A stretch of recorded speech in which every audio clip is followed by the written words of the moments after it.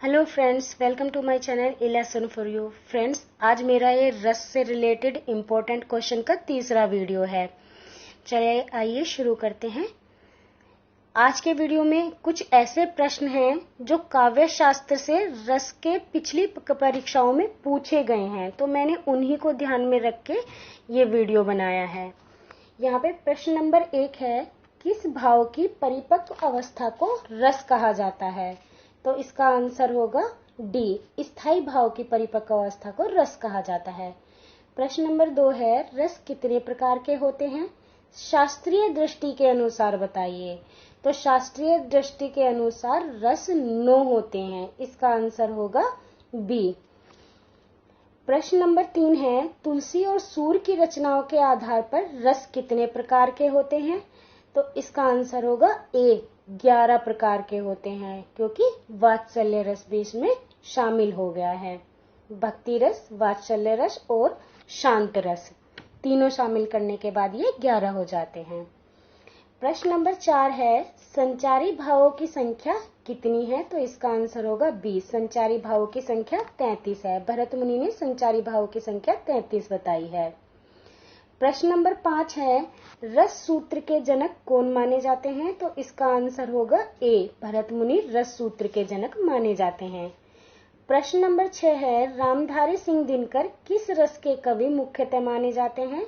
तो इसका आंसर होगा डी, रामधारी सिंह दिनकर वीर रस के कवि माने जाते हैं मुख्य रूप से।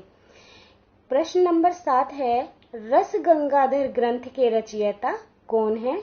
तो इसका आंसर होगा डी, पंडित जगन्नाथ रस गंगाधर ग्रंथ के रचयिता हैं। प्रश्न नंबर 8 है, निम्नलिखित में से डॉक्टर नगेंद्र का ग्रंथ कौन सा है? इसका आंसर होगा बी, रस सिद्धांत। इसे डॉक्टर नगेंद्र ने लिखा था। प्रश्न नंबर 9 है, अभिनव गुप्त का रस निष्पत्ति विषयक मत क्या कहलाता है? तो इसका आंसर होगा बी, अभिव्यक्तिवाद कहलाता है। प्रश्न नंबर 10 है, आश्रय की वे सूक्ष्म मानसिक क्रियाएं जो स्वयं उत्पन्न होती हैं, चाहने पर भी रोकी नहीं जा सकती, क्या कहलाती हैं? तो इसका आंसर होगा बी, सात्विक अनुभाव।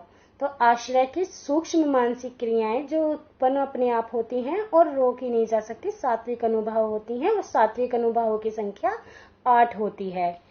प्रश्न नंबर 11 है, चित्र तुरंग न्याय की अवधारणा का उपयोग किस आचार्य ने रस निष्पत्ति में किया है? तो इसका आंसर होगा सी, शंकुक ने।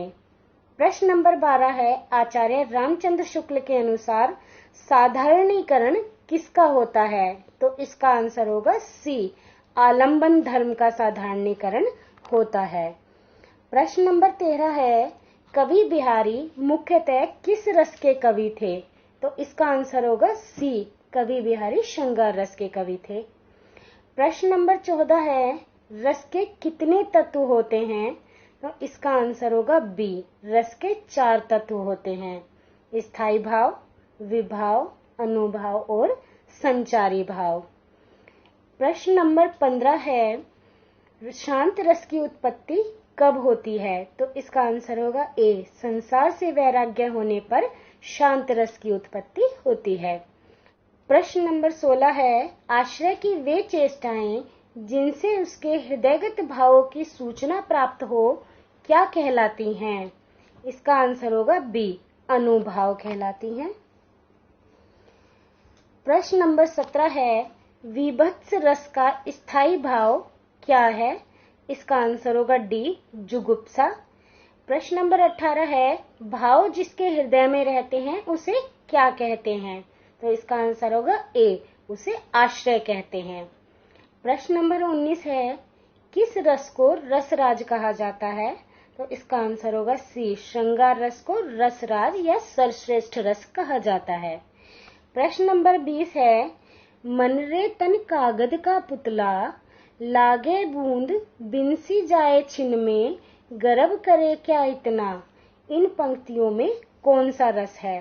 तो इसका आंसर होगा डी, इन पंक्तियों में शांत रस है, और ये 9वां रस है। प्रश्न नंबर 21 है, करुण रस का स्थायी भाव क्या है? तो इसका आंसर होगा सी, शोक। प्रश्न नंबर 22 है, शांत रस का स्थायी भाव क्या है? इसका आंसर होगा ए, निर्वेद।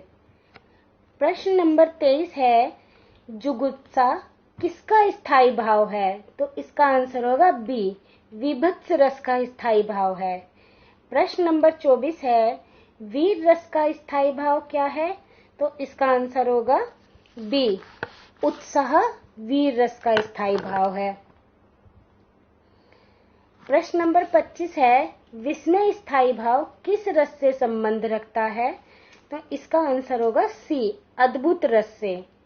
प्रश्न नंबर 26 है, उस काल मारे क्रोध के तन कांपने उनका लगा, मानो हवा के जोर से सोता हुआ सागर जगा। इन पंक्तियों में कौन सा रस है? इसका आंसर होगा सी, रौद्र रस है।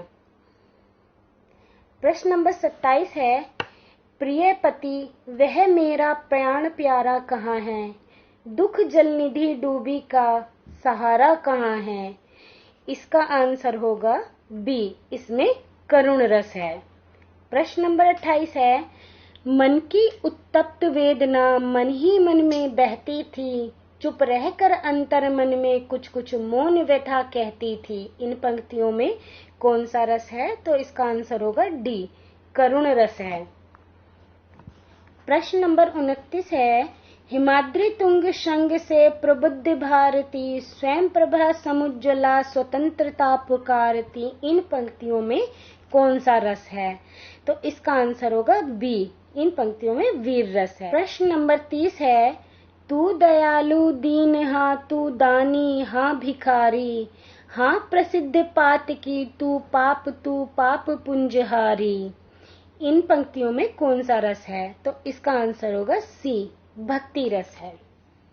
फ्रेंड्स, आपको मेरे रस से रिलेटेड वीडियोस कैसे लगे कमेंट करके जरूर बताइएगा। मैंने अभी तक रस के प्रश्नों पर आधारित 3 वीडियोस डाले हैं और इनके बारे में मुझे आप लोगों का फीडबैक चाहिए। Thanks for watching.